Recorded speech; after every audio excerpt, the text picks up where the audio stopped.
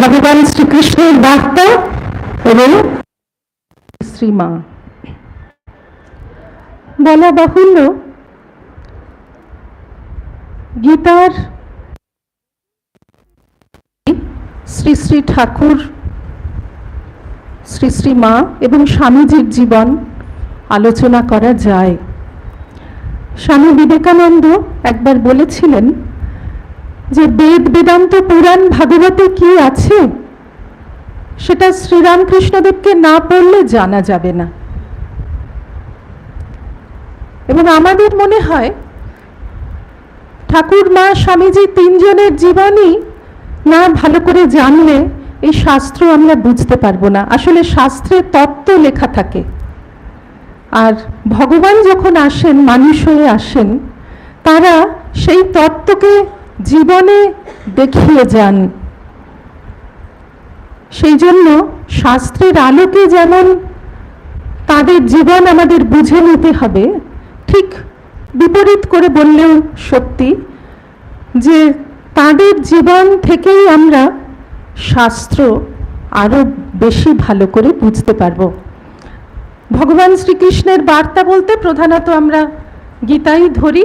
গীতাই আমাদের হাতের কাছে আছে এবং তিনি কি বলে গেছেন তার সমস্ত জীবনই ওই বাণীর মধ্যে তিনি যেন দিয়ে গেছেন। কয়েকটি বিষয় আমরা আজকে আলোচনা করতে পারবো। তার মধ্যে একটি হলো, শ্রীরামকৃষ্ণদেব বলতেন গীতার সার কি? গীতা গীতা গীতা 10 বার বললে যা হয়। 10 বার বললে কি হয়? ঠাকুর বলতেন ত্যাগী, আসলে কথাটা হয় তাগী। তো ঠাকুর যখন এই কথাটা বলছেন, সেখানে একজন সংস্কৃতের পণ্ডিত ছিলেন, ভক্তিমান নবদ্বীপ গোস্বামী। তিনি বলছেন যে ধাতুটা তো একই, ত্বক ধাতু। তো সেটার ব্যাকরণের দিক থেকে প্রত্যয় এই সমস্ত বিচার করে তিনি দেখিয়ে দিলেন যে তাগী মানে যা, ত্যাগী মানেও তাই। মোট কথা মানেটা হলো যে গীতার সার কথা হচ্ছে ত্যাগ। সেই কথাটা ঠাকুর আবার খুব সুন্দর করে বলছেন যে সংসারে মন ত্যাগ করে ভগবানকে ডাকো। তো এইভাবে যে বলছেন, আমরা তো মায়ের কথা আলোচনা করতে বসেছি। এইগুলো সবই আপনাদের খুবই পরিচিত।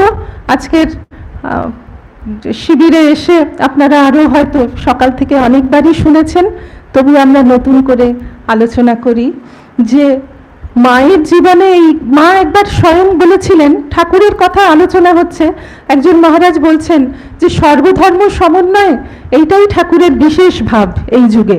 সেইটা শুনে মা বললেন যে অবশ্যই, কিন্তু আমার মনে হয় না ঠাকুর কোনো মতলব করে কাজ করেছেন। অর্থাৎ এই একবার বৈষ্ণবভাবে সাধন করলেন, একবার শাক্তভাবে সাধন করলেন, একবার খ্রিস্টান মতে, একবার জৈন মতে, এরকম কিন্তু নয়। ঠাকুর একেবারে যেন জগৎ জননীর কোলের শিশু। মা তাকে যখন যেমন করাচ্ছেন তিনি তাই করছেন। ঠাকুর ভেবে চিনতে মতলব ভেজে কোনো কাজ করেননি, এইটা শ্রী শ্রী মা বলতে চাইছেন। তারপরে মা কি বললেন যে আমার মনে হয় এই যুগে, এই কালে ত্যাগই তার আদর্শ। ওরকম স্বাভাবিক ত্যাগ কেউ কি কখনো দেখেছে? সত্যিই আমাদের পরে মনে হয় যে, পরে মা বললেন যে সর্বধর্ম সমন্বয় যা বললে ওটাও ঠিক, কিন্তু এই ত্যাগটা যদি ঠিক থাকে তাহলে বাকি জিনিসগুলো আপনিই এসে যাবে। ত্যাগ থাকলেই আপনার বৈরাগ্য আসবে, সংসারে বিরাগ আর ভগবানে অনুরাগ হবে। অনুরাগ হলে আপনি স্বভাবতই সাধন করবেন। আপনাকে হিমালয়ে যেতে হবে না, পঞ্চবটিতে যেতে হবে না, কিচ্ছু করতে হবে না। ঠিক আপনারা যেমন এসেছেন, হল ভর্তি করে শিবিরে এসেছেন, সকাল থেকে ভগবানের কথা শুনছেন, ভালো ভালো কথা ভাবছেন, অভ্যাস করছেন, এটাই আপনার সাধন, এটাই আপনাকে জীবনে এগিয়ে দেবে। এই ভাব নিয়েই আপনি কাল থেকে আবার 24 ঘন্টা চলবেন। এইটাই এই যুগের সাধন। ত্যাগটা থাকতে হবে মনে। তো মায়ের জীবনে আমরা কি দেখছি? ঠাকুরের মতন কিন্তু মাকে আমরা দেখতে পাবো না। ঠাকুর সন্ন্যাসী, সবাই জানে। ঠাকুরের অজান্তেও যদি তার বিছানার তলায় একটা টাকা কেউ রেখে দেয়, সেই বিছানায় বসা মাত্র ঠাকুরের হাত পা সব বেঁকে তুবড়ে যাচ্ছে, ঠাকুর যন্ত্রণায় ছটফট করছেন। মা ঠাকুরের হাতে একটু জোয়ান মৌরি দিয়ে দিয়েছেন, সেইটা নিয়ে ঠাকুর আর ফেরবার পথ দেখতে পাচ্ছেন না। এমন 16 আনা ত্যাগ, তার সমস্ত শরীর সমস্ত মন ওই ত্যাগের সঙ্গে সঙ্গত করছে। কিন্তু মাকে তো ওরকম হলে চলবে না। মা শত শত সাধুকে ভক্তকে নিয়ে সংসার করছেন, এই সুখ দুঃখময় ঝগড়াঝাঁটিতে ভর্তি, সংকীর্ণতায় ভর্তি এই সংসারের মধ্যে মা আছেন। কিন্তু মা, ঠাকুর যেমন টাকা মাটি, মাটি টাকা বলে দুটোই গঙ্গার জলে ফেলে দিয়েছিলেন, মা কিন্তু ওইভাবে ওই দৃষ্টিতে টাকাকে দেখেননি। মা টাকাকে টাকা জ্ঞান করেননি, মা লক্ষ্মী জ্ঞান করেছেন। কেউ প্রণামী দিলে মা সেটা নিয়ে মাথায় ঠেকাতেন। কিন্তু আসক্তি বলে কিছু নেই। মায়ের যত স্মৃতিকথা আছে টাকা পয়সা সম্পর্কে, কেউ কিছু যদি বলতে চাই, বলছে যে মাকে যখন এনে দিলাম, কত সন্তানরা বাইরে থেকে টাকা পাঠাচ্ছেন হয়তো, মা সেটা হাতে মুঠো করে নিয়ে বাক্সে তুলে রাখছেন, গোনাগুনির কোনো ব্যাপার নেই। ঠাকুর বলতেন, ছি ছি, হিসাব করব। মায়েরও কিন্তু ঠিক একই দৃষ্টিভঙ্গি, কিন্তু বাইরের আবরণটুকু আলাদা। মা দেখাচ্ছেন যে টাকা হচ্ছে লক্ষ্মী, শ্রদ্ধা, সম্মান। ঝাঁটাটাকেও করতে হবে, টাকাকেও করতে হবে, মানুষকেও করতে হবে, একটা টিয়া পাখিকেও করতে হবে। সেই বিখ্যাত ঘটনা সব আমাদের মনে পড়ে, শুধু একটু একটু স্মরণ করে যাচ্ছি অল্প করে। লক্ষ্মীনারায়ণ মারোয়ারি, সে ঠাকুরকে দেখেছে, দেখেই বুঝেছে যে খুব বড় সাধু, তার সেবার জন্য সে 10,000 টাকা দেবে। তখনকার দিনে 10,000 টাকা কম নয়। ঠাকুর কিন্তু পরে যখন ঠাকুর বলছেন যে এই কথাটা শুনেই আমার মাথায় যেন কেউ করাত বসিয়ে দিল। ঠাকুরের অবস্থা দেখুন। তারপরে ঠাকুর কি করলেন, ওর মন বোঝবার জন্য, মানে মা কি করেন সেটা দেখবার জন্য, ঠাকুর তো জানেন উনি নেবেন না, মা নেবেন কিনা দেখবার জন্য ঠাকুর মাকে ডেকে এনে বললেন যে এই টাকাটাও দিতে চাইছে, তুমি নেবে? মায়ের এত স্বচ্ছ বুদ্ধি, মা বলছেন আমি নিলে তো ওই টাকা তোমারই নেওয়া হলো। মা স্বয়ং ঠাকুরের শক্তি, মা নেওয়া ঠাকুর নেওয়া আলাদা। মা কি যুক্তিটা দেখালেন যে আমি টাকাটা নিলে ওটা তো তোমার জন্যই খরচ করব। তাহলে কি হবে? ঠাকুরকে যে ত্যাগী বলে লোকে সম্মান করে, যে মানে মর্যাদা দেয়, সেই মর্যাদাটা ঠাকুরের কোথায় থাকবে? মা কিন্তু ফট করে এই কথাটা বুঝেছেন এবং এই কথাটা তিনি ঠাকুরকে বললেন। একটা গান আছে খুব সুন্দর, তাতে বলা হচ্ছে যে চন্দ্রিকার মতো ঘেরিয়া তাহারে, চন্দ্রিকা মানে জ্যোৎস্না, চাঁদকে যেমন জ্যোৎস্না ঘিরে থাকে, সেই রকম মা যেন শ্রীরামকৃষ্ণদেবকে ঘিরে রেখেছেন। চন্দ্রিকার মতো ঘেরিয়া তাহারে রেখেছিলে দেবী পরম আদরে, রামকৃষ্ণ চাঁদে কলঙ্ক না ধরে, তুমি গো অবিদ্যা নাশিনী। রামকৃষ্ণ চাঁদ কোনোভাবে কলঙ্কিত না হয়, মা কিন্তু প্রাণপণে সেই চেষ্টা করে গেছেন। আরেকটি ঘটনা, সেই ঠাকুরের দেহত্যাগের আগে তারকেশ্বরে মা হত্যা দিতে গেলেন। তখন সেই সময় তার একটা উপলব্ধি হলো যে এই জগতে কে কার স্বামী, কে কার সন্তান, আমি কার জন্য জগতে প্রাণ হত্যা করতে বসেছি এখানে। ওই যে ত্যাগের ভাব মায়ের মধ্যে একেবারে, মানে কি বলবো, মূর্তিমতী হয়ে আছে, ত্যাগী মা। সেই লক্ষ্মীনারায়ণ মারোয়ারির টাকা নেওয়ার সময় যেমন তার সহজ স্বাভাবিক ত্যাগ, ঠিক তেমনি এই তারকেশ্বরের উপলব্ধিটা হওয়ার পর কে কার স্বামী, এ তো চরম বৈরাগ্যের কথা, চরম অনাসক্তি কথা। এই আসক্তি ত্যাগ, এটাও কিন্তু জগতে খুব বেশি দেখা যায়নি। তারপরে ঠাকুরের যখন শরীর চলে গেল, তখন ওই পুঁতে অস্থি কোথায় রাখা হবে সেটা নিয়ে গৃহী ভক্ত আর ত্যাগী ভক্তদের মধ্যে মনোমালিন্য হচ্ছে। সকলেই চান তাদের কাছেই থাকুক। মায়ের দাবি সবচেয়ে বেশি। মা যদি একটা কথা বলতেন, কারুর কিছু বলার ছিল না। মা ওর মধ্যে ঢুকলেনই না। মা কি বললেন? গোলাপ মাকে বলছেন, এমন সোনার মানুষই চলে গেলেন, দেখেছো গোলাপ ছাই নিয়ে ঝগড়া করছে। এই যে অদ্ভুত একটা ত্যাগ, অদ্ভুত বৈরাগ্য, এর কোনো তুলনা পাওয়া যায় না। পরে যখন ঠাকুরের শরীর চলে গেছে, কামার পুকুরে আছেন। আমরা শুধু পরে বলরাম বাবুর স্ত্রী যোগিন মা এরা সবাই গিয়ে দেখেছেন, আর যেটুকু জানিয়েছেন ওই 3-4টে বাক্যই আমরা শুধু জানি বইতে পড়ে, যে একটাই কাপড়, শতচ্ছিন্ন কাপড় গিট দিয়ে দিয়ে পড়ছেন, ভাতের ওপর নুন জুটছে না, খাবার নেই, বস্ত্র নেই, কিচ্ছু নেই। মা নিজের মুখে কোনোদিন কাউকে কিছু বলেননি, পরেও বলেননি, এত বড় জীবনটা কেটে গেছে। আমরা শুধু মানুষের মুখে শুনে শুনে এই দুটো দৃষ্টান্ত জানি, যে কাপড় শতচ্ছিন্ন গিট দিয়ে পড়ছেন, আর খাবার কিছু নেই, ভাতের ওপর নুনটুকুও জোটেনি। ঠাকুর বলে গিয়েছিলেন যে শাক বুনবে, ওই শাক সেটাও আবার শ্বশুরবাড়ির লোকেরা এসে পা দিয়ে মারিয়ে টাড়িয়ে দিত এইসব। কিন্তু এটাও তার এত বড় ত্যাগ। বলরাম বাবু বা যে কোনো ধনী ভক্তরা সকলের সঙ্গে তো মায়ের একেবারে প্রাণের সম্পর্ক, কাউকে কিছু বললেই তারা এসে মাকে নিয়ে যেত, মাকে এতটুকুও কষ্ট করতে হতো না। তারা কেউ বুঝতেই পারেননি যে মায়ের এইভাবে দিন চলে, সেটাও কিছু বলেননি। পরবর্তীকালে কত কথায় আমরা বুঝতে পেরেছি মায়ের অন্তরে কি প্রচণ্ড বৈরাগ্য। একবার একজন ভক্ত মহিলাকে বলেছিলেন যে কিসের দেহ মা, দেড়শের ছাই বই তো নয়। আরেকবার মায়ের ছোট ভাইয়ের বধূ, আমরা পাগলি নানি বলি, মাথাটা ঠিক ছিল না, তিনি একবার মাকে বলছেন যে আমার গয়নাগুলো সব কোথায় গেল, নিশ্চয়ই তুমি সব নিয়ে নিয়েছো। আমার না, রাধুর বোধহয়, গয়নাগুলো কোথায় গেল, মাকে বলছেন তুমি নিশ্চয়ই নিয়ে নিয়েছো, তুমি লুকিয়ে রেখেছো। মা বলছেন কি বলছিস, আমার কাছে থাকলে আমি কাক বিষ্ঠাঘাত এই দণ্ডে ফেলে দিতুম। সত্যি সত্যিই ফেলে দিতেন। ঠাকুরের ত্যাগ আমরা বাইরে দেখছি, মায়ের কিন্তু এই ত্যাগ অন্তরে, অন্তরে ত্যাগকে বলে আসক্তি ত্যাগ। এই যে অদ্ভুত একটা আসক্তি ত্যাগ, এইটা আরেকটা দিক, একে বলে যদৃচ্ছা লাভ সন্তুষ্ট। মানে আমার মনে কোনো আসক্তি নেই, আমি সম্পূর্ণরূপে ভগবানের শরণাগত হয়ে আছি, এবং ভগবান যা জুটিয়ে দেন আমার তাতেই চলে। যার জন্য ঠাকুর সাধুদের বলছেন যে সন্ন্যাসী সঞ্চয় করবে না, পাঞ্ছি আর দরবেশ এরা সঞ্চয় করবে না, পাখি তবু সঞ্চয় করে, ছানা হলে ছানাকে খাওয়ায় এনে।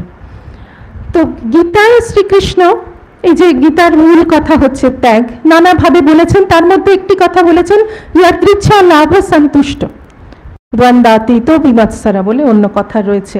তো এই যে এই যদৃচ্ছা লাভ সন্তুষ্ট, এটা তো ঠাকুরের নিজের জীবনে আমরা দেখতেই পাচ্ছি। কোনোদিন তিনি নিজের জন্য একটা কিছু ভাবেননি, নিজের জন্য কাউকে কিছু বলেননি। তিনি সংসারী ভক্তদের বলতেন যে সঞ্চয়ের জন্য অত ভেবো না, যারা ভক্ত শরণাগত তারা ওসব অত ভাবে না, যত্র আয় তত্র ব্যয়। একদিক থেকে টাকা আসে, আরেক দিক থেকে খরচ হয়ে যায়, এর নাম যদৃচ্ছা লাভ। ঠাকুর বলছেন যে গীতায় আছে।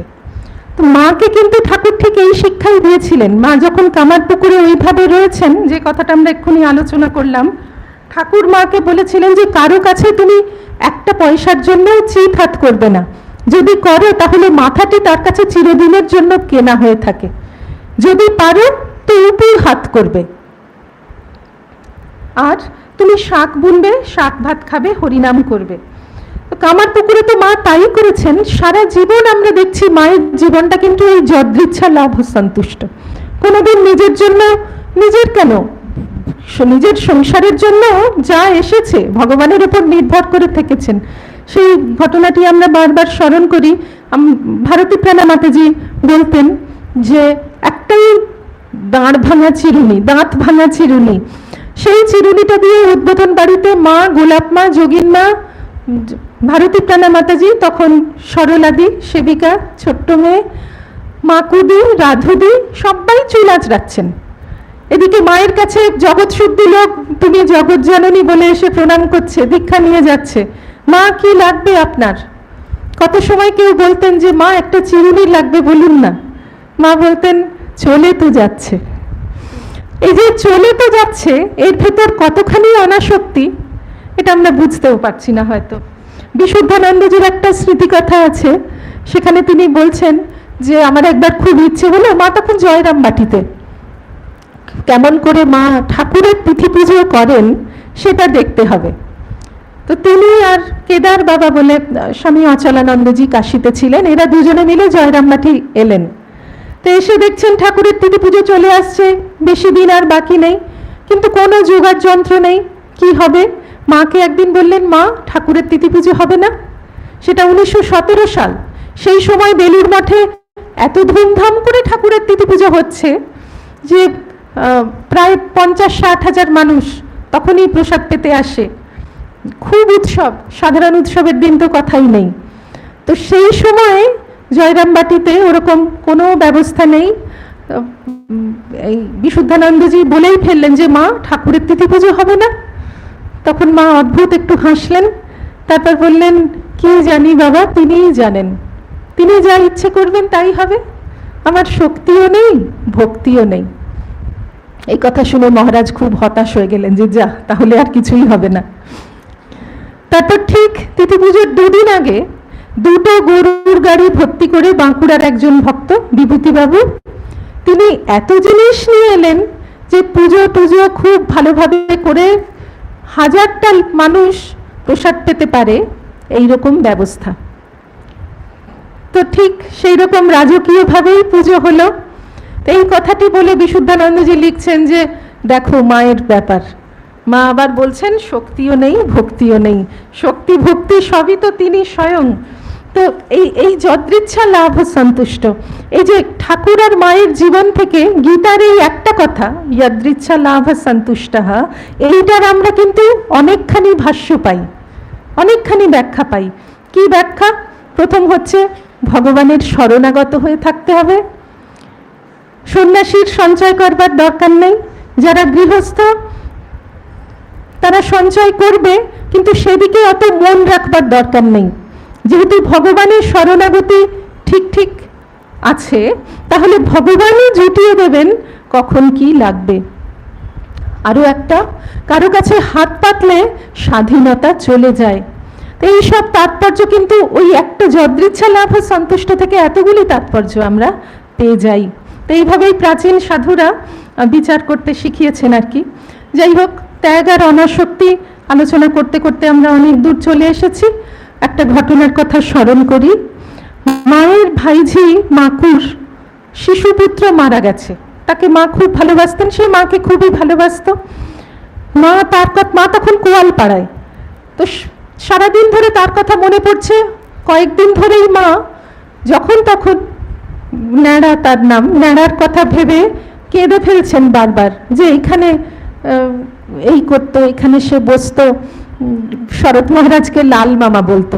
তো ওখানে ঠিক যেমন শরৎ মহারাজ মাকে চিঠি লেখেন সব খবর জানিয়ে, সে মুখে মুখে সমস্ত খবর জানিয়ে শরৎ মহারাজকে চিঠি লিখছে। ও জানেন যে চিঠি লিখে সব খবর দিতে হয়। মাকে সীতা বলেছিল, মায়ের চরণে ফুল দিয়ে প্রণাম করতো, এইরকম সব মায়ের মনে পড়তো আর কাঁদতেন। কিন্তু স্মৃতিকথা থেকে জানা যাচ্ছে যে এই যে ন্যাড়ার জন্য মা কাঁদছেন, এর মধ্যেই যদি কখনো সাধু ভক্তরা এসে পড়ছে, মা কিন্তু একেবারে অন্য মানুষ। তিনি তাদের সঙ্গে বসে ধর্ম প্রসঙ্গ করে যাচ্ছেন, রাত 11টা পর্যন্ত সব প্রসঙ্গ করছেন, যারা দীক্ষা নিতে আসছে তাদের দীক্ষা দিচ্ছেন, সমস্ত কথা বলছেন, রান্না বান্না করছেন। যখন দেখছেন মা খাননি বলে কেউ খায়নি, তখন মা উঠে রান্না করছেন, সবাইকে খাইয়ে তারপর খাচ্ছেন। মায়ের কিন্তু যদি সত্যি সত্যি অন্তরে আসক্তি থাকতো, তাহলে এটা সম্ভব হতো না। মা নিজের মুখে একবার বলেছিলেন, মা তো রাধুকে খুব ভালোবাসতেন। মা বলেছিলেন যে এই যে সবাই বলে আমি রাধু রাধু করে অস্থির, রাধুর ওপর আমার বড় আসক্তি, কিন্তু এই আসক্তিটুকু যদি না থাকতো, তাহলে ঠাকুরের শরীর চলে যাওয়ার পর এই দেহটা থাকতো না। তার কাজের জন্যই না রাধু রাধু করিয়ে এই শরীরটা রেখেছেন। এটা মা জানেন। ঠাকুর মাকে দর্শন দিয়ে বলেছিলেন যে এ যোগমায়া, একে আশ্রয় করে থাকো। আমরা একটা অদ্ভুত জিনিস দেখছি যে মহামায়াই কিন্তু জীবকে সংসারে বদ্ধ করেন, কিন্তু এইবারে মহামায়া শারদার শরীর ধারণ করে এলেন। এই মহামায়ার আবার মনটা এমন ঊর্ধ্বগামী, এত সূক্ষ্ম শুদ্ধ তার মন, যে তার মনটাকে সংসারে বেঁধে রাখার জন্য যোগমায়ার দরকার হচ্ছে। এটা একটা বিশেষ ব্যাপার। তাই মা বলছেন যে যখন ওর উপর থেকে মন চলে যাবে, রাধুর উপর থেকে যখন আমার মনটা চলে যাবে, তখন আর এই দেহ আমার থাকবে না। সত্যি সত্যি আমরা কিন্তু তাই দেখেছি। মা যখন শরীর ত্যাগ করবেন তার আগে রাধুর ওপর থেকে তার সমস্ত আসক্তি চলে গেছে, এবং তারা কাছে এলে মা বিরক্ত হচ্ছেন, কখনো কখনো বলছেন ওদেরকে দেশে পাঠিয়ে দাও। আর সেবিকারা, শরৎ মহারাজ, এরা তো সবাই জানেন যে রাধুর ওপর, মানে রাধু যেন খুঁটি, সেই খুঁটিতেই মায়ের মনটা বেঁধে রাখা হয়েছে জগতে। সেজন্য তারা বলছেন যে মা, রাধুকে ছেড়ে আপনি কি থাকতে পারবেন? মা বলছেন, যে মন একবার তুলে নিয়েছি সেই মন আর নামবে না যেন। এই যে একটা অনাসক্তির সাধনা সংসারে থেকে, এইটা কিন্তু মা দেখিয়ে গিয়েছেন। গীতায় আমরা শ্রী ভগবানের মুখে এই ধরনের অনেক শ্লোক পাই যে আসক্তি ত্যাগ করতে হবে। আসক্ত বুদ্ধি সর্বত্র জিতাত্মা বিগত স্পৃহা। সর্বত্র অশক্ত, শক্তি, শক্তি মানে আসক্তি, আসক্তিহীন যে মানুষ সেই কিন্তু পরমপদ লাভ করবে। আসক্তি রানাভিস্বঙ্গ, এই সমস্ত কথা গীতায় রয়েছে, এবং এগুলি সবই জ্ঞানের সাধন। গীতার আরেকটি অন্যতম বার্তা, এই জীব জগৎ ব্রহ্মই, সর্বত্র ব্রহ্ম আছেন, সর্বত্র ভগবান আছেন, সবকিছুর মধ্যে ভগবানকে দেখতে হবে। তো সেই রকম একটি শ্লোক, অনেকগুলি শ্লোকও আছে, যে সমং পশ্যন হি সর্বত্র সমবস্থিতম ঈশ্বরম, সমং সর্বেষু ভূতেষু তিষ্ঠন্তং পরমেশ্বরম। এই সমস্ত, অর্থাৎ সমস্ত প্রাণীর মধ্যে, সর্বেষু ভূতেষু সমম, সম মানে সমান, ওই এক ব্রহ্ম, এক সচ্চিদানন্দ ব্রহ্মকে সর্বত্র যে দেখতে পায় সেই সম্যকদর্শী।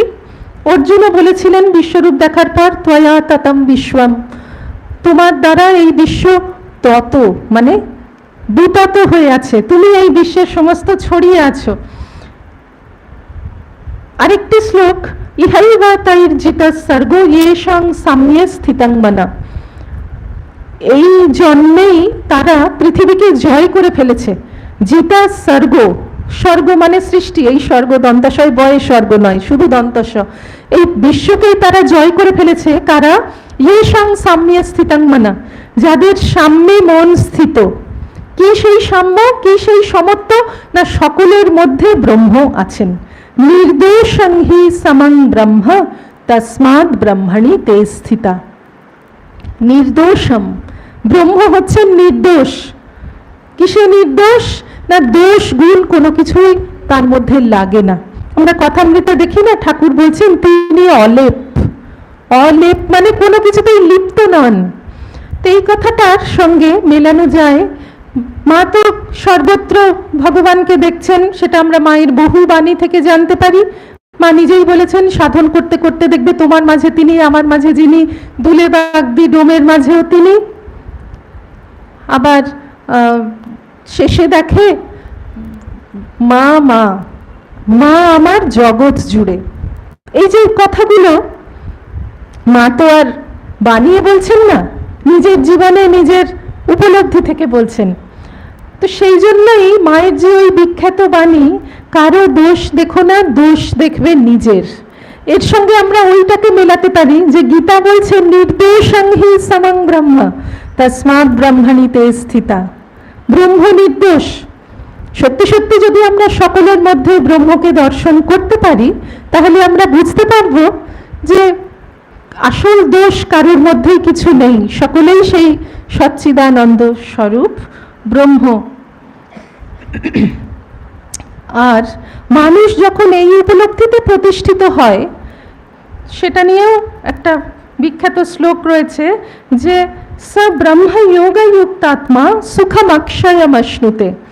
অক্ষয় সুখ সেই মানুষটি লাভ করে, সে পরমানন্দ লাভ করে। কেন না ব্রহ্ম অর্থাৎ আমার যে আমি, আমার যে আসল আমি, যে আমিকে ঠাকুর কথামৃতে বড় আমি বলছেন, পাকা আমি বলছেন, সেইটাই তো সত্যি সত্যি আমি। আমি তো ভগবান, সেই আমি বুঝতে পারছি যার জন্যই আমার যত দুঃখ যত যন্ত্রণা। এইটা যে বুঝতে পারে, এই আমি যেহেতু সচ্চিদানন্দ, এই আনন্দের স্বরূপকে বুঝতে পারে সে আনন্দিত হয়ে যায়। সুখম অক্ষয়ম অশ্নুতে, অক্ষয় সুখ সে লাভ করে। এবং আমরা দেখছি যারা ভগবানকে লাভ করেছেন তারা সকলেই এরকম আনন্দময় পুরুষ হন। তাদের সান্নিধ্যে যারা থাকে তারা অত্যন্ত আনন্দ লাভ করে। বিজ্ঞানানন্দজি বলছেন যে বেলুড় মঠে স্বামীজি আছেন কিনা আমি মঠের গেটে পা দিয়েই বুঝতে পারতাম স্বামীজি মঠে আছেন কি স্বামীজি মঠে নেই।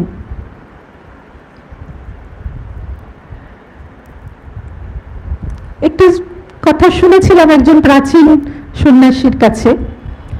মহাপুরুষ মহারাজের দীক্ষিত একজন মহারাজ ছিলেন, তার নাম হিরু মহারাজ। তো তিনি একবার বলছেন, মানে আমি যার কাছে শুনেছি তিনি ওই হিরু মহারাজের কাছে শুনেছেন, যে ওরা তখন ছোট, হয়তো কলেজে পড়েন, মহাপুরুষ মহারাজের কাছে দীক্ষা লাভ করেছেন।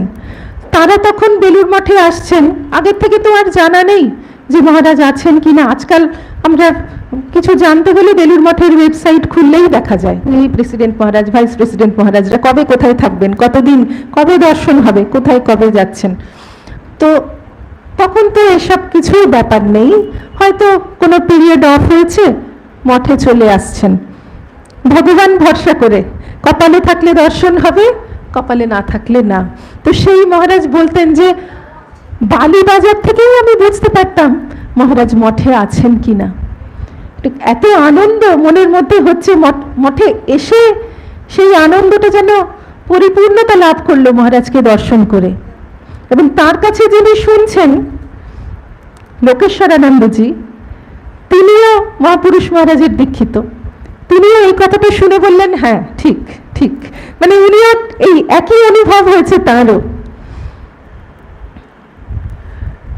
যখন ভগবান কৃষ্ণ জন্মাচ্ছেন তখনকার কথা, এই যে আনন্দের কথাটা বলতে গিয়ে মনে আসছে যে সব প্রকৃতির মধ্যে এত আনন্দ ছড়িয়ে আছে কল্পনা করা যায় না। দিশা প্রসেদুর গগনং, সমস্ত দিক প্রসন্ন হয়েছে। নদ্য প্রসন্ন সলিলা, নদীর জল সমস্ত প্রসন্ন, সব জায়গায় যেন খুশি উপচে পড়ছে, সমস্ত জলাশয় পদ্ম ফুটে উঠছে। স্থলপদ্ম, স্থলে যত সুগন্ধি ফুল আছে সব ফুটে উঠেছে, সব ফুলের চারদিকে অলিকুল গুঞ্জন করে বেড়াচ্ছে। বাবৌ বায়ু সুখস্পর্শা পুণ্যগন্ধবহ শুচি, এমন সমীরণ বইছে সুখস্পর্শা, বেশি গরম নয় বেশি ঠান্ডা নয়, খুব আরাম লাগছে, খুব সুন্দর গন্ধ বায়ুতে। আর মনাং সিয়াসন প্রসন্নানি সাধু নাম অসুরদ্রুহাম, যারা অসুরদ্রুহ, যারা সাধু, যারা সত্যি সত্যি ভালো মানুষ, সজ্জন, তাদের মনগুলো খুব প্রসন্ন হয়ে গেল, মনে খুব আনন্দ হলো। কিসের জন্য না ভগবান আসছেন। আর কিন্নর, গন্ধর্ব, বিদ্যাধর, অপ্সরা সবাই নাচছে গাইছে। কিসের জন্য এত আনন্দ কেউ জানে না। ভগবান আসছেন, তিনি তো ধর্ম সংস্থাপন করবেন, যে অসুরেরা দুষ্টুমি করছে তাদের মেরে ফেলবেন, সবাই সেটা জানে। যারা আনন্দিত হয়েছে প্রকৃতি বা স্বর্গের বাসিন্দারা, দেবতারা, কিন্নর, গন্ধর্ব, এরা সবাই জানে। তাতে আমার কি, ভগবান আসছেন তার কাজ করবেন পৃথিবীতে, কিন্তু আমার মনে এত আনন্দ কেন, এই কেনটাই বলা যায় না। ভগবানের সংস্পর্শে, ভগবান স্বয়ং আনন্দময়। এই জন্য এই গীতার শ্লোকটি বলা হচ্ছে যে বাহ্য স্পর্শে স্বসক্তাত্মা, বাহ্য স্পর্শের কোনো ব্যাপার নয়, সেগুলোতে অসক্ত মানে অনাসক্ত যে মানুষ, বিন্দতি আত্মানি ইয়ৎ সুখম, যখন সে আত্মাকে জানে, ভগবানকে জানতে পারে, তখন যে আনন্দ পায়, তখন তার আনন্দের আর অবধি থাকে না। স ব্রহ্ম যোগ যুক্তাত্মা সুখম অক্ষয়ম অশ্নুতে। আমরা শ্রী শ্রী মায়ের জীবনে কি দেখছি, বাইরে থেকে দেখলে তো কোনো সুখ নেই। নহবতে ছিলেন কতটুকু ঘর আপনারা সকলেই দেখেছেন, সেই ঘরের মধ্যে কত জিনিস, তার মধ্যে প্রথম থেকে মানে একেবারে ভোর 3টে থেকে আরম্ভ হচ্ছে তার কাজ, একেবারে রাত পর্যন্ত। কখন কে ভক্ত আসছে সকলের সেবা, সর্বোপরি ঠাকুরের সেবা। বাথরুমে যাওয়ার উপায় নেই, চুল শুকোবার উপায় নেই, ভোরবেলা যে গঙ্গা স্নান করে আসছেন ভোর 3টের সময়, সেই চুল শুকোচ্ছে যখন বিকেল 4টের সময় রোদ পড়ছে, পশ্চিমের রোদ নহবতের সিঁড়ির তলায় আসছে, 12 ঘন্টা চুল ভিজে। এবং তারপরেও শ্যামপুকুরে, কাশীপুরে সব জায়গাতেই আপনারা গেছেন, দেখেছেন কিরকম মায়ের থাকার জায়গা কতটুকু ছিল, আলাদা ঘর বলেই কিছু নেই, শ্যামপুকুরে ওই চাতালটুকু। সারাদিন বাইরের লোক, তাদের মধ্যে তিনি নিজেকে সংযুক্ত রেখে ঠাকুরের পথ্য রান্না করছেন, ঠাকুরের সেবা করে যাচ্ছেন। তারপরেও সারা জীবন সাধু ভক্তদের সেবা, নিজের পরিবার পরিজন, আপনারা তো বুঝতেই পারছেন কি অবস্থা। কিন্তু এর মধ্যে বাইরে থেকে দেখলে মায়ের জীবনটা কি, এর মধ্যে মা বলছেন যে হৃদয়ের মধ্যে যেন আনন্দের পূর্ণ ঘট সর্বদা বসানো আছে। আমি এটা সবসময় অনুভব করতাম। এটা কিসের আনন্দ? এটা ভগবানের আনন্দ ছাড়া কোনো কিছুরই আনন্দ হতে পারে না। আর একটা কথা বলতেন যে সেই ধীর স্থির দিব্য উল্লাসে আমার অন্তর কতদূর পূর্ণ থাকতো সেটা বলে বোঝাবার নয়। মানুষকে সেবা করার মধ্যেই দেহধারী ভগবান এসেছেন শ্রী রামকৃষ্ণ রূপে, তাকে সেবা করার মধ্যেই এই আনন্দ মা পেয়েছিলেন। কেননা এই যে গীতার আদর্শ, সমং সর্বেষু ভূতেষু তিষ্ঠন্তং পরমেশ্বরম, সমস্ত ভূতের মধ্যে ভগবান আছেন, সমস্ত প্রাণীর মধ্যে, সেইটা অনুভব করছেন। এবং আপনি যাকে সবচেয়ে ভালোবাসেন তিনি এলে, আপনি কৃষ্ণকে ভালোবাসেন, রামচন্দ্রকে ভালোবাসেন, শিবকে ভালোবাসেন, মা কালীকে ভালোবাসেন, তিনি আপনার সামনে এলে যেভাবে খুশি হয়ে আপনি আত্মহারা হয়ে তাকে সেবা করবেন, ঠিক সেইভাবেই মা সমস্ত প্রাণীর সেবা করছেন। এটাই তার আনন্দের উৎস। আরেকটি দিক থেকে বলা যায় যে জগৎ কারণকে ঠাকুর মা বলে ডেকেছেন। যে জগৎ কারণ, যাকে শাস্ত্রে ব্রহ্ম বলা হয়, ভগবান বলা হয়, ব্রহ্মেতি পরমাত্মেতি ভগবান ইতি শব্দতে, সেই পরমাত্মাকে, সেই ভগবানকে শ্রীরামকৃষ্ণ মা বলে ডেকেছেন। শ্রীরামকৃষ্ণ অবতারের অনেক বৈশিষ্ট্যের মধ্যে এটি একটি বৈশিষ্ট্য। সেই মাতৃভাব বিকাশের জন্য তিনি আমাদের শ্রী শ্রী মাকে রেখে গিয়েছিলেন পৃথিবীতে। আচ্ছা, মা মানে যার থেকে সকলের জন্ম হয়। গীতায় শ্রী ভগবান কি বলছেন? অহং সর্বস্য প্রভব মত্তঃ সর্বং প্রবর্ততে। আমি সকলের উৎপত্তি স্থান, প্রভব, আমি সকলের উৎস। মা কি বলছেন? গিরিশবাবুর প্রশ্নের উত্তরে মা বলেছিলেন, উনি বললেন, তুমি কিরকম মা? আমি সত্যিকারের মা, কথার কথা মা নয়, গুরুপত্নী নয়, পাতানো মা নয়, সত্য জননী। সেই উদ্বোধন বাড়ির ঘটনা আপনাদের সবার মনে আছেই, যে দুপুরবেলা প্রসাদ পাওয়ার পর মেয়েরা একটু মায়ের সঙ্গে কথা বলছেন। কোনো একটি মেয়ে কথায় কথায় বলে ফেলেছেন যে আমরা তো আপনার পেটে হইনি, আমাদের আর অত বিশ্বাস হবে কোত্থেকে। মা শুয়েছিলেন, এই কথা শুনে উত্তেজিত হয়ে উঠে বসলেন। আমার পেটে হওনি? কার পেটে হয়েছ? আমি ছাড়া মা আর কেউ আছে নাকি? এই যে পৃথিবীর সমস্ত প্রাণীর মধ্যে, সমস্ত মায়ের মধ্যে মা নিজের সত্তা উপলব্ধি করছেন, অনুভব করছেন,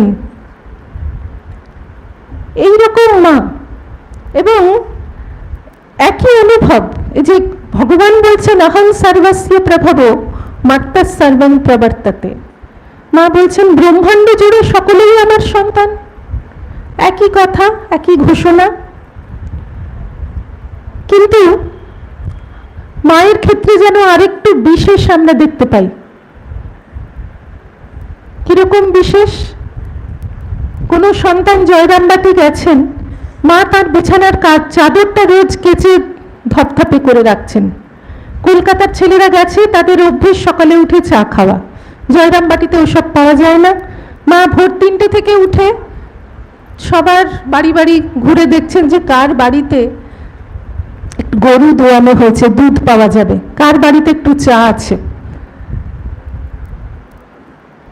কেউ বলছেন একজন যে আমার এঁটো বাসনটা ধুয়ে নিয়ে আসি, মা কিছুতেই দেবেন না। মা বলছেন যে মায়ের কোলে ছেলে কত কি করে, আমি তোমাদের কি করতে পেরেছি বাচ্চা।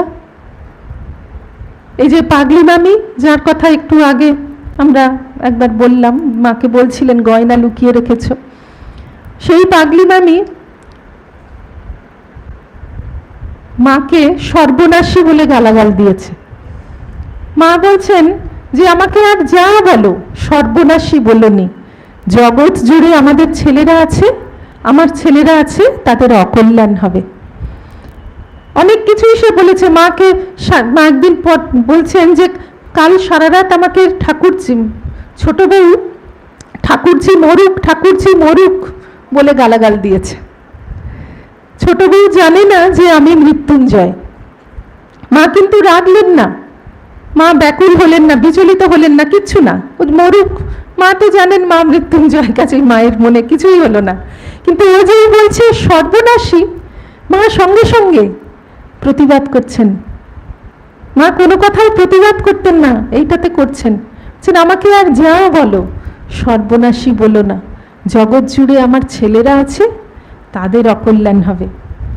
একজনের আঙুল হারা হয়েছে, উদ্বোধন বাড়িতে সে আছে এবং রাত্রিরে খুব যন্ত্রণা, সারা রাত ধরে কেঁদে ফেলছে বা আহ করছে যন্ত্রণার চোটে। আর যখনই সে ওরকম করছে, যন্ত্রণার একটা কাতর শব্দ প্রকাশ করছে, শুনতে পাচ্ছে যে মা বলছেন আহা বাছা আমার সারা হলো।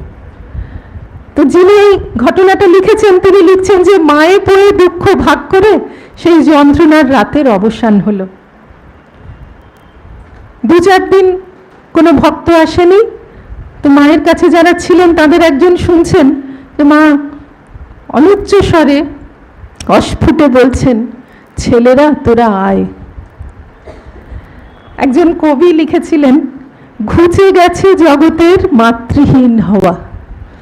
আর কেউ বলতে পারবে না যে আমার মা নেই, আমার মা চলে গেছেন।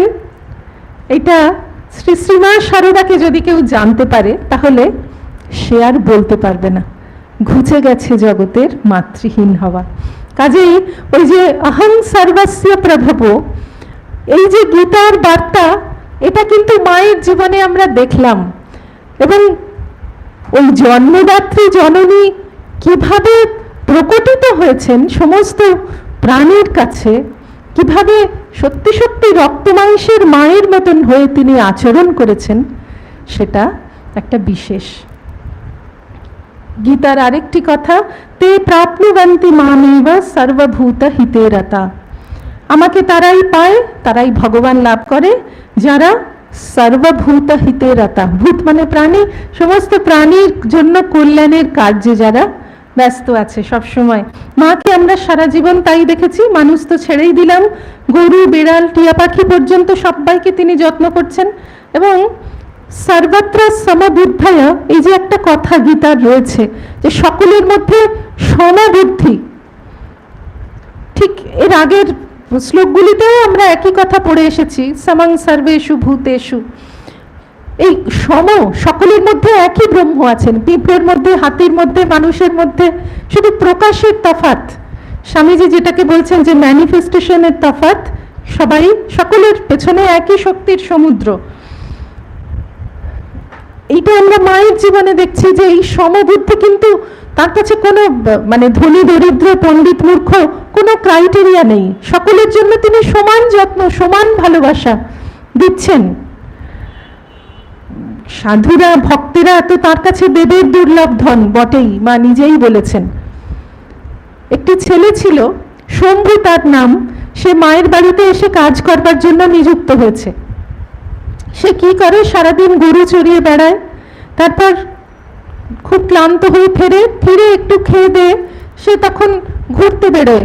তার সমবয়সী যে ছেলেরা আছে তাদের সঙ্গে হয়তো আড্ডা দিয়ে অনেক রাত্রিরে ফিরলো, কেউ বকবে ভেবে ভয় ভয় ঢুকছে। কিন্তু মা তাকে ঠিক মায়ের মতন সে খায়নি বলে মাও খাননি, অপেক্ষা করে বসে আছেন এবং খুব মিষ্টি কথায় তাকে বলছেন, এসো বাবা এসো, এই যে খাবার রাখা আছে, খেয়ে নাও। তারপরে যখন সে পরিশ্রান্ত হয়ে ফেরে বিকেলবেলা, তখন মা তাকে কত সময় পাখা দিয়ে হাওয়া করে তার ঘাম মুছিয়ে দেন। আহা, বড় কষ্ট হয়েছে, বড় ঘেমেছ, এসো বসো। এই হচ্ছেন মা।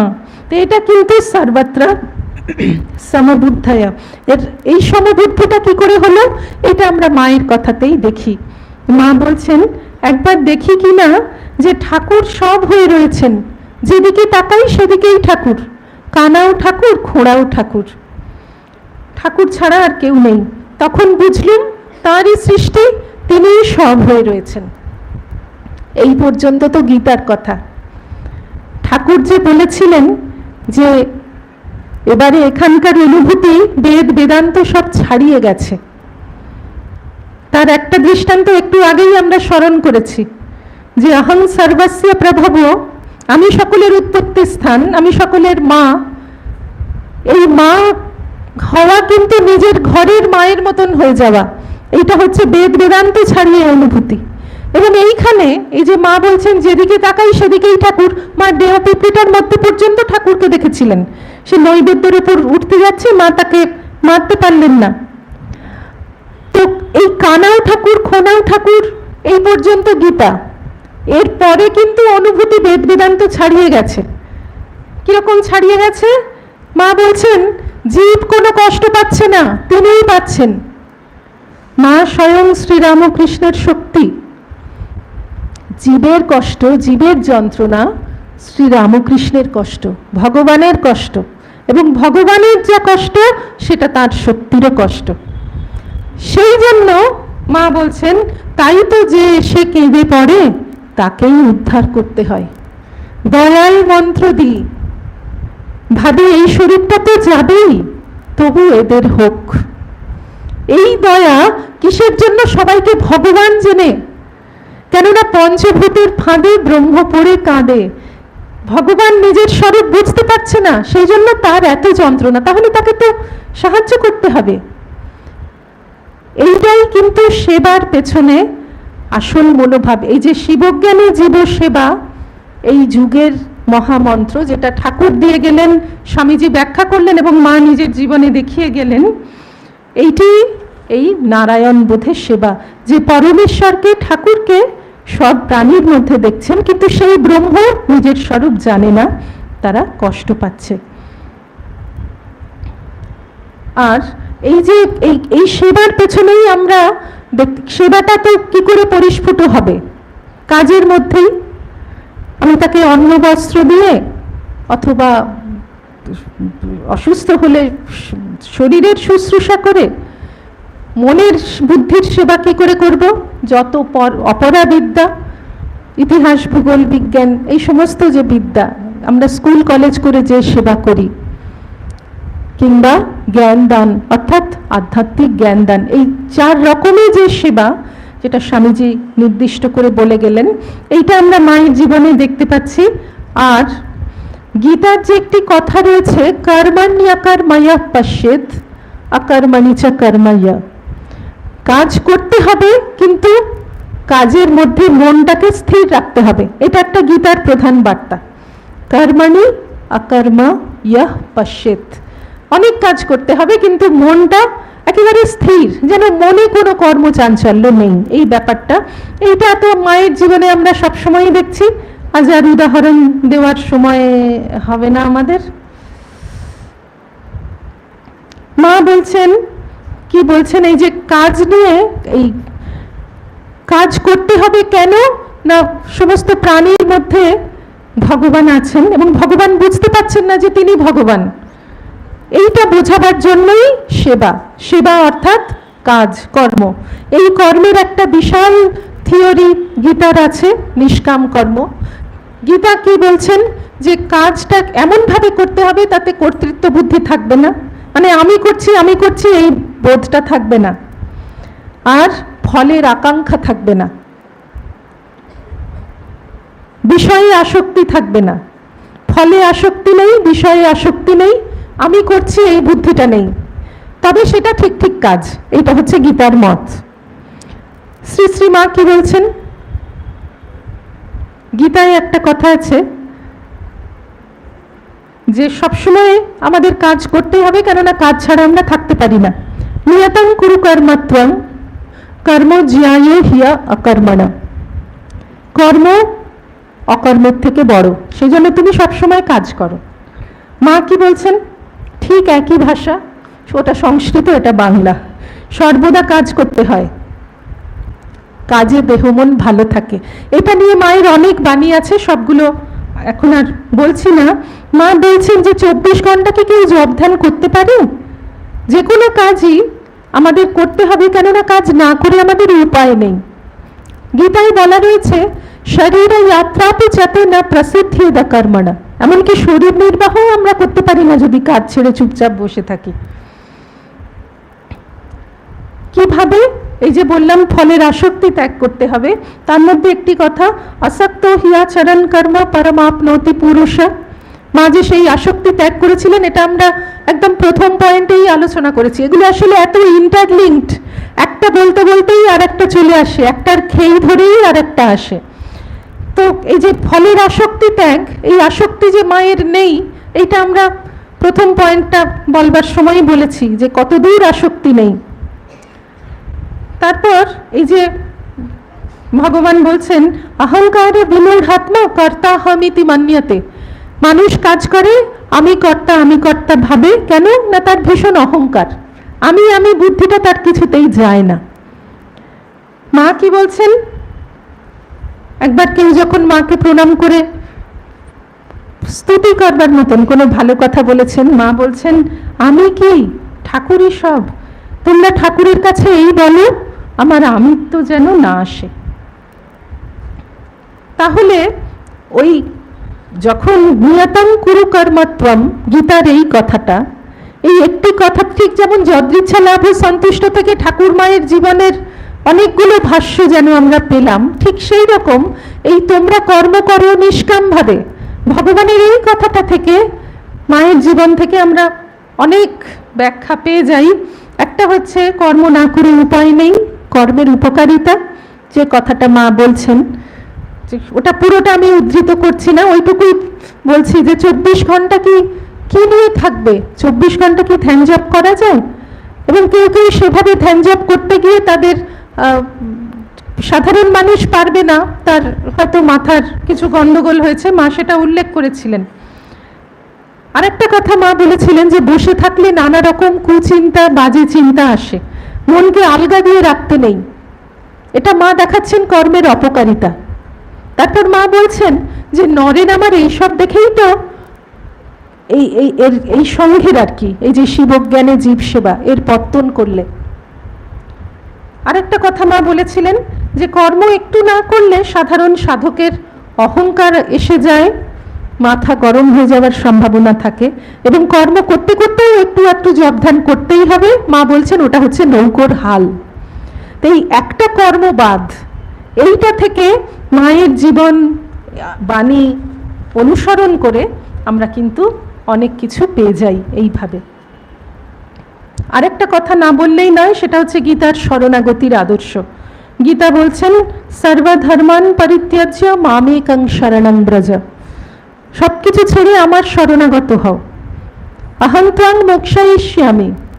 মোক্ষ তোমার মোক্ষ আর কি, মানুষ তো মুক্ত হয়েই আছে, তার মধ্যে যে জন্ম জন্মান্তরের সংস্কার জমে আছে সেইটুকু নষ্ট করে দিলেই তো, তুলনা করা হয় একটা আয়নার সঙ্গে, ওপর থেকে ময়লাটা মুছে দিলেই যেমন আয়না তেমন আয়না। একজন শিল্পী বলতেন যে এই পাথরের খণ্ড, ওর ভেতরে মূর্তিটা আছে, মূর্তিটা আমি বানাইনি, শুধু ওপর থেকে আমি সরিয়ে দিয়েছি যেগুলো অপ্রয়োজনীয় পাথরের অংশগুলো, সেটা আমি সরিয়ে দিয়েছি। আমরা আমরা তাই, ওই বাইরের মালিন্যটুকু চলে গেলেই, সরে গেলেই আমরা ব্রহ্মই আছি, সেই স্বরূপ প্রকাশিত হবেন, নতুন করে কিছু আসবে না আমাদের মধ্যে। সেই জন্য মা বলছেন ওই অহং ত্বং মোক্ষয়িষ্যামি, এইটা ভেবে আমরা বলতে পারি যে মায়ের কথা, আমার ছেলে যদি ধুলো কাদা মাখে, আমাকেই তো ধুলো ঝেড়ে কোলে তুলে নিতে হবে। আর এই শরণাগতির দিক থেকে দেখলে মায়ের কথা, ভয় কি, সর্বদা জানবে তোমাদের পেছনে একজন আছেন।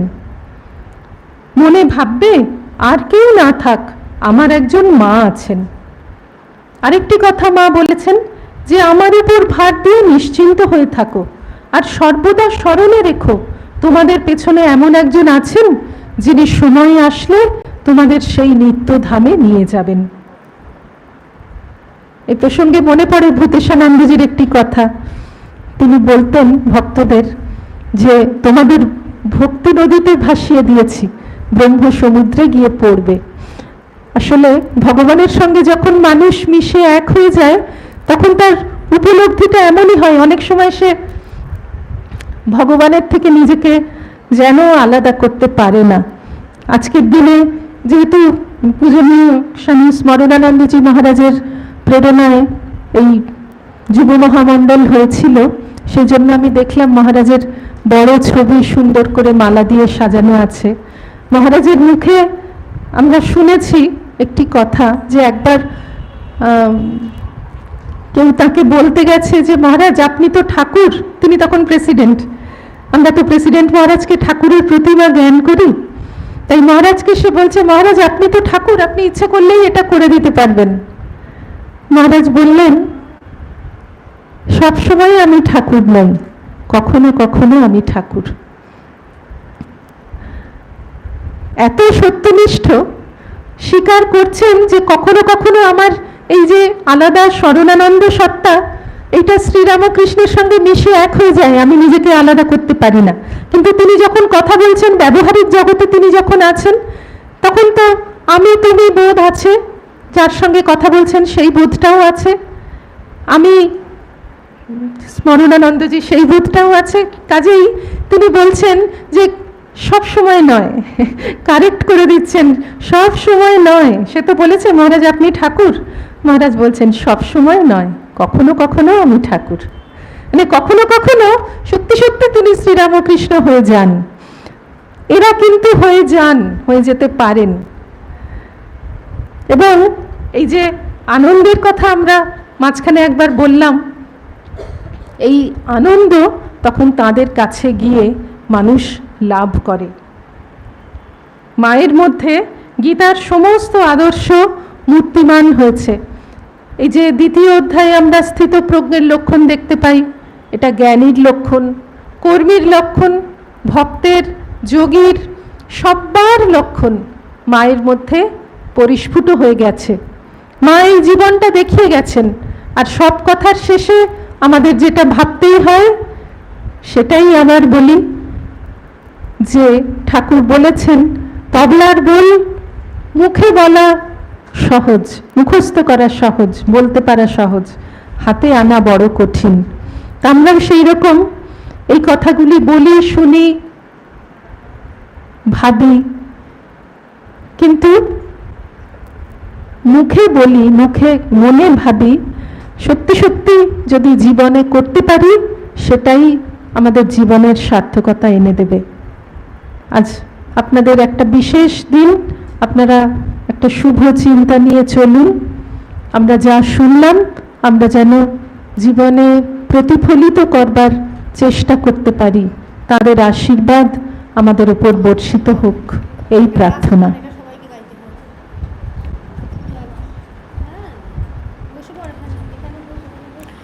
এতক্ষণ মায়ের কথা আমরা শুনছিলাম প্রব্রাজিকা আপ্তকাম প্রাণা মাতাজির কাছে, দক্ষিণেশ্বর শ্রী শ্রী সারদা মঠের সন্ন্যাসিনী। তিনি মাতাজিকে আবারও সংগঠনের এবং উপস্থিত সকলের পক্ষ থেকে সশ্রদ্ধ প্রণাম জানাই। আমরা মাতাজির কাছ থেকে এই মায়ের কথা শুনে সত্যিই সমৃদ্ধ হলাম। এখন আমাদের সংগঠনের সমাপ্তি সঙ্গীত সকলে, আর এই সমাপ্তি সঙ্গীত এবং প্রণাম মন্ত্রের মধ্যে দিয়েই শেষ হবে। এখন শুরু হচ্ছে সমাপ্তি সঙ্গীত।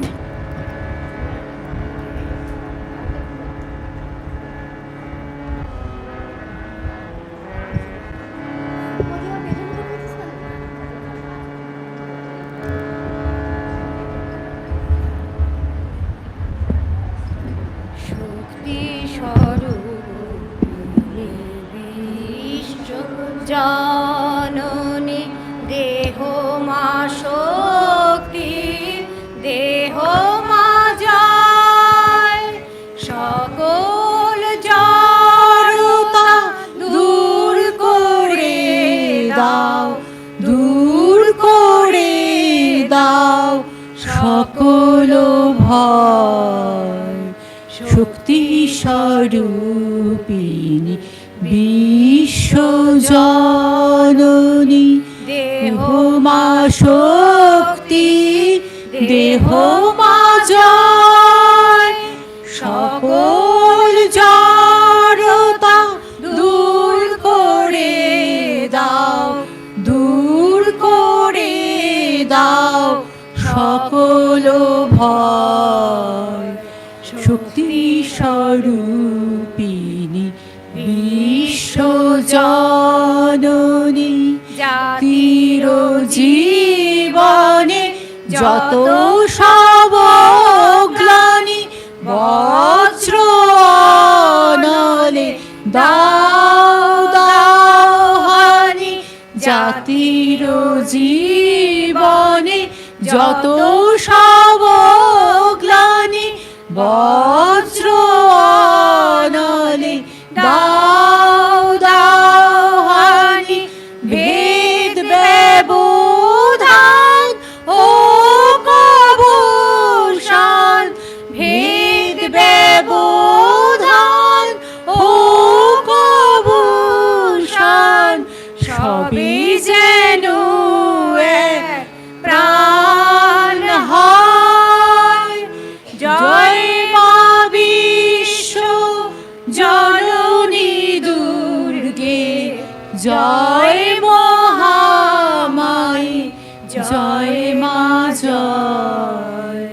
জয় মা বিশ্ব জননী শারদে, জয় মহামায়ী, জয় মা জয়। শক্তি স্বরূপিণী বিশ্বজননী দেহ মা শক্তি, দেহ মা জয়, সকল জড়তা দূর করে দাও, দূর করে দাও সকল ভয়। শক্তি স্বরূপিণী বিশ্বজননী মা।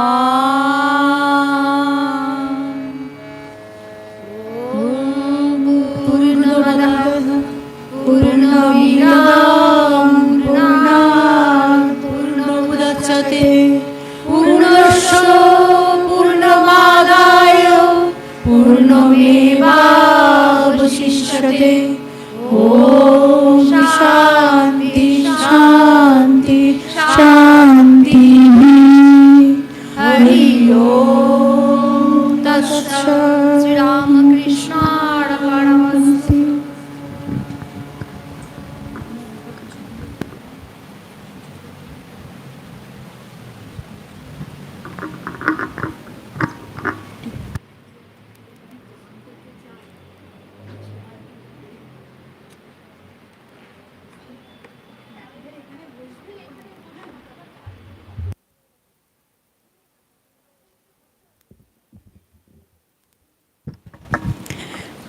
কমলগড় সারদা নারী সংগঠনের এক দিবস ব্যাপী মহিলা শিক্ষণ শিবির ঊনবিংশতম আজ এখানে শেষ হলো।